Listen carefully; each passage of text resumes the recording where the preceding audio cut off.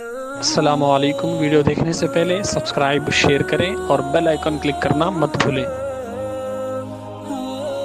اللہ اکبر، لا الہ الا اللہ، واللہ اکبر، اللہ اکبر وللہ الحمد۔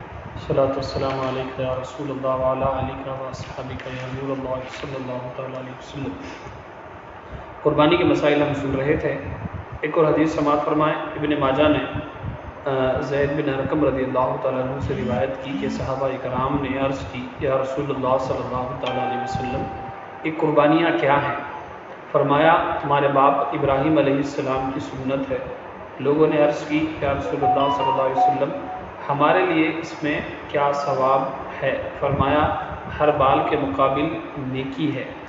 عرض کی، اون کا کیا حکم ہے؟ فرمایا، اون کے ہر بال کے بدلے میں نیکی ہے۔ تو یہ صحابہ اکرام کا جو بہت ایک عظیم جذبہ تھا کہ ہر چیز کو پوچھ کر معلومات میں اضافہ کر لیا کرتے تھے۔ سوال کرنا اور دائرۂ ادب میں رہ کر علم دین کے حصول کے لیے، معلومات کے لیے، غلطیوں سے بچنے کے لیے اور اللہ کی رضا کے لیے سوال کرنا، یہ عین صحابہ اکرام کی سنت ہے اور یہ بہت بڑی نیکی ہے۔ قرآن کا بھی حکم ہے، فَاسْأَلُوا أَهْلَ الذِّكْرِ إِن كُنتُمْ لَا تَعْلَمُونَ، اے لوگوں، علم والوں سے پوچھو اگر تمہیں علم نہیں ہے۔ تو سوال کرنے کی عادت ہمارے اندر بھی ہونی چاہیے، علماء سے سوال کریں۔ کبھی کبھار ایک جو ممنوع صورت ہے، جو منع ہے سوال کرنے کا، وہ یہ ہے کہ سامنے والے کی آزمانے کے لیے، ٹیسٹ کرنے کے لیے سوال کرنا اور بیجا سوالات کرنا اور موقع محل نہ دیکھ کر سوال کرنا، یہ دو تین چیزیں جو ہے منع ہے۔ باقی آپ علم میں اضافہ کرنے کے لیے بھی سوال کر سکتے ہیں۔ اور نمبر دو، آلریڈی آپ کو ایک مسئلہ معلوم ہے، لیکن پھر ایک بار کنفرم کرنے کے لیے، تھوڑا ہو سکتا ہے کہ 80% آپ کو کنفرم ہے لیکن 20% تھوڑا آپ کو ڈاؤٹ ہے، تو کنفرم کرنے کے لیے آپ علماء سے مسئلہ پوچھ سکتے ہیں۔ تو یہ چیزیں جو ہے پوچھنا ہے، کیونکہ پوچھنے سے علم، سامنے والے کے علم میں بھی پھر ایک بار جو ہے اضافہ ہوتا ہے۔ بہرحال تو پوچھنے کی عادت اپنے اندر پیدا کریں، صحیح علماء سے پوچھیں۔ تو آقا علیہ السلام نے فرمایا، تمہارے باپ ابراہیم علیہ السلام کی سنت ہے، کیونکہ جناب ابراہیم علیہ السلام ہی کی نسل سے ہمارے آقا علیہ السلام پیدا ہوئے، اور عرب کی جتنی بھی قبیلے ہیں تو ان قبیلوں میں سے اکثر قبیلے جو ہے جناب ابراہیم علیہ السلام کی نسل سے آگے بڑھے ہیں۔ تو اسی لیے آقا علیہ السلام نے فرمایا، آبا و اجداد کے کو اگر دیکھیں گے تو اسی طریقے سے تو تمہارے باپ ابراہیم علیہ السلام کی سنت ہے۔ تو یہ جناب ابراہیم علیہ السلام بڑی عظیم ہستی ہے، ان کی سیرت کو آپ پڑھیں اور ان کی زندگی کے بارے میں آپ جانیں، آپ کو معلوم ہوگا کہ کیسے ان کو خلیل اللہ کا منصب ملا اور کس قدر یہ آقا کریم علیہ السلام کے آباء و اجداد میں سے بڑے کامل پیغمبر، نبی، رسول اللہ کے محبوب تھے۔ تو انہوں نے جب پوچھا کہ ہمارے لیے اس میں کیا ہے، ایک تو یہ بات ہوگی کہ یہ کوئی نئی چیز نہیں ہے، جناب ابراہیم علیہ السلام کی سنت ہے، یہ برسوں سے چلی آ رہی ہے، یہ ان کی ادا ہے، ان کا طریقہ ہے۔ تو لوگوں نے جب پوچھا کہ اس میں ہمارے لیے کیا ہے، تو فرمایا کہ اس میں ہر بال کے بدلے میں نیکی ہے۔ اب آپ سوچو کتنی نیکیاں ملیں گی، کیا بکروں کے یا پھر جانور جو بھی ہم ذبح کرتے ہیں ان کے بالوں کو ہم کیا گن سکتے ہیں، کیا ہم شمار کر سکتے ہیں؟ امپاسبل ہے، امپاسبل، ناممکن ہے۔ تو پتہ یہ چلا کہ بے شمار نیکیاں ملیں گی، کتنی نیکیاں مل سکیں گی۔ تو آج اگر کوئی پیسہ اگر ہمیں کہیں مل رہا ہے تو اس کے لیے ہم کتنی کوشش کرتے ہیں اور کتنی محنت کرتے ہیں، اگرچہ 100 روپے ملے دے، اگرچہ فری میں اگر ریشن تقسیم کیا جا رہا ہو، تو ان چیزوں کے حوالے سے کیسی ہماری حرص ہوتی، اگر کہیں 100 روپے بھی بچ رہے، 50 روپے بھی بچ رہے، تو ہم کس قدر کوشش کرتے۔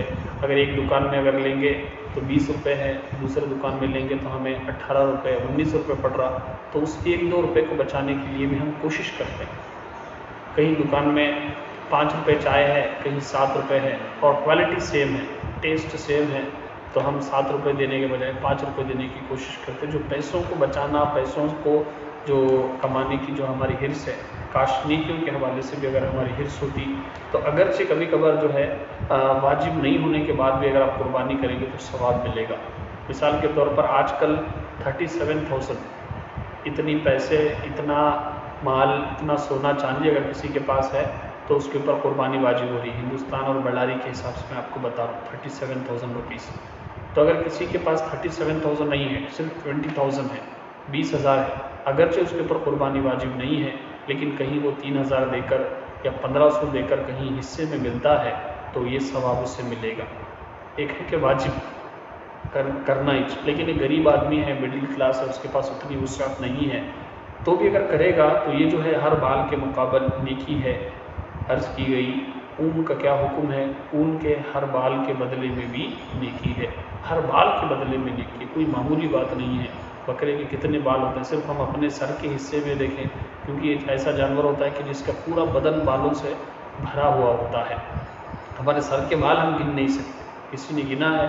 کوئی ایسی ریسرچ و تحقیق نہیں کہ جس نے ایگزیکٹ کیلکولیشن بتائی ہو کہ ہمارے سر میں کتنے بال ہوتے ہیں۔ اگر کسی نے بتایا بھی ہے تو اپروکسیمیٹ اندازے پر بتایا ہے، اسی لیے کہنے کا مطلب یہ ہے کہ بے حساب نیکیاں ملیں گی، تو کوشش کرے۔ ایک اور مسئلہ سماعت فرما لیں آپ، کل ہم نے یہی سیکھا تھا کہ قربانی کے شرائط کیا ہے، تو مسلمان ہونا اور بالغ ہونا، مقیم ہونا، مسافر نہ ہونا، اور مالدار ہونا یعنی صاحب نصاب ہونا، اور غلام پر نہیں آزاد ہونا، یہ 5 چیزیں ہم نے سیکھی تھی۔ اب جو نابالغ ہوتا ہے تو نہ نابالغ کی طرف سے ان کے ماں باپ پر واجب ہے، نہ نابالغ پر واجب ہے، نہ ماں باپ اپنے مال سے کرنا واجب ہے، نہ بچوں کے مال سے کرنا واجب ہے۔ صحیح یہ ہے کہ نابالغ کی طرف سے کوئی قربانی نہیں ہوتی، تو اس سے ہمارے وہ مسلمان بھائی ذرا درس حاصل کرے۔ کبھی کبھار بڑے لوگوں پر قربانی واجب ہوتی، لیکن ان کے گھر میں کیونکہ سرکل چلتا ہے، ابا، امی، بھیا، بھابھی، پھر چھوٹا بھائی، پھر چھوٹی بہن، اور اس کے بعد بچہ، تو اس طریقے سے آتے آتے نمبر جو ہے اس بچے پر آتا جو ابھی نابالغ رہتا۔ حالانکہ اس سال جو ہے بڑے لوگوں پر قربانی واجب ہو رہی ہوتی ہے، لیکن یہ جو ہے چھوٹے بچوں کی طرف سے کرتے، تو چھوٹے بچوں کی طرف سے نہیں کرنا ضروری نہیں۔ جو 9 سال سے چھوٹی لڑکی ہے، 12 سال سے چھوٹا لڑکا ہے، ان کی طرف سے قربانی واجب نہیں ہے، لیکن بڑے لوگوں کی طرف سے اگر ان کے پاس پیسے تو واجب ہے، تو وہ تو نفل ادا ہو جائے گا، لیکن واجب ادا نہیں کرنے کی وجہ سے بندہ گنہگار ہوگا، تو اسی لیے معلوم کریں۔ ایک مسئلہ سماعت کر کے گفتگو کو ختم کروں گا۔ مسافر پر اگرچہ واجب نہیں مگر نفل کے طور پر کرے تو کر سکتا ہے، ثواب پائے گا۔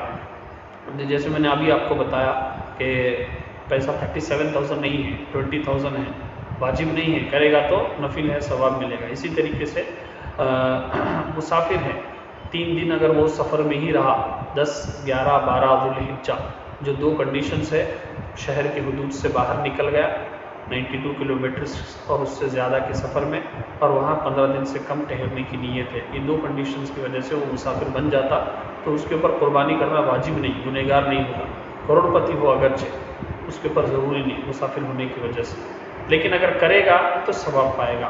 مطلب کسی کو گھر میں بول دے، یا جو اس کا نیٹو پلیس ہے، جو اس کا آبائی وطن ہے، جہاں اس کا گھر محلہ آبادی ہے، تو خاندان ہے، وہاں بول دے، یا اگر کہیں سفر میں ہے وہیں اگر کہیں موقع ملتا ہے تو کسی کو دے کر وہیں ذبح کر دے، تو کیسے نہ کیسے کسی کو دوسروں کو وکیل بھی بنا سکتا ہے پیسے دے کر، تو اس طریقے سے بھی کر سکتا ہے۔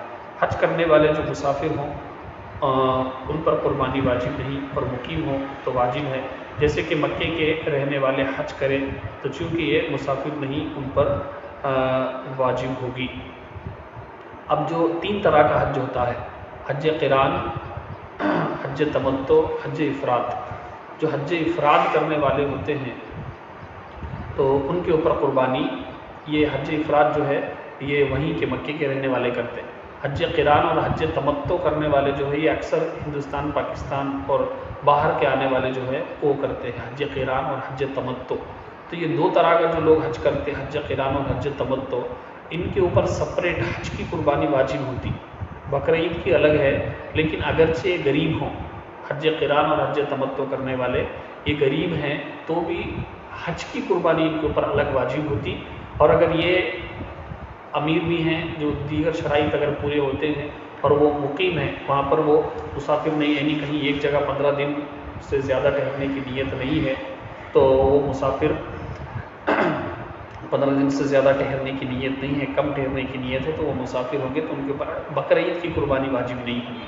لیکن اگر وہ وہیں پر 15 دن سے زیادہ ٹھہرنے کی نیت ہے اور دیگر شرائط بھی پورے ہوئے تو ان کے اوپر ڈبل قربانی واجب ہوگی، حج کی قربانی بھی اور بقرعید کی قربانی بھی الگ الگ۔ اسی لیے جو حج کرنے کے لیے جاتے ہیں وہ معلوم کر لیں علماء سے مسائل، اور اس میں فرق یہ ہے کہ جو حج کی قربانی ہوتی ہے وہ وہیں پر کرنا ہے حدود حرم میں ہی، اور جو اس کی قربانی ہوتی ہے بقرعید کی تو آپ فون کر کے انڈیا میں بھی پاکستان میں بھی بول سکتے کہ مطلب جو آپ کا آبائی وطن ہے وہاں پر بھی کرا سکتے ہو، بقرعید کی قربانی کہیں پر بھی کرا سکتے حصہ دے کر وکیل بنا کر، لیکن جو حج کی قربانی ہوتی ہے وہ حدود حرم میں ہی کرانا ہے۔ اور بہت سارے مسائل ہیں، ہم پارٹ وائز چل رہے ہیں تو انشاءاللہ جڑے رہے اور بہت سارے مسائل آپ کو سیکھنے کا موقع ملے گا۔ اللہ تبارک و تعالی ہم سب کو کہنے سننے سے زیادہ عمل کی توفیق عطا فرمائے۔